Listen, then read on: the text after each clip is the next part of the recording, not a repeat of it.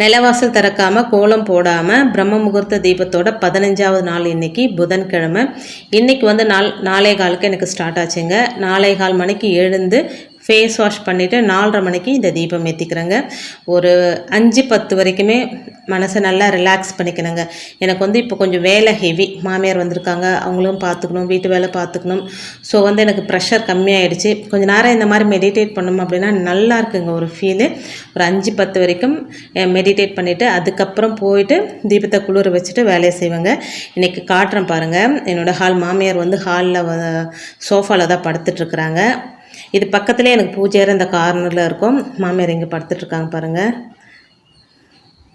Fan போட்டோம் அப்படின்னா பூஜை அறையில் தீபம் ஏற்ற முடியாது. அதனால தான் பக்கத்தில் இருக்கிற ஸ்டடி ரூமில் வந்து இந்த தீபத்தை ஏற்றுறேன்.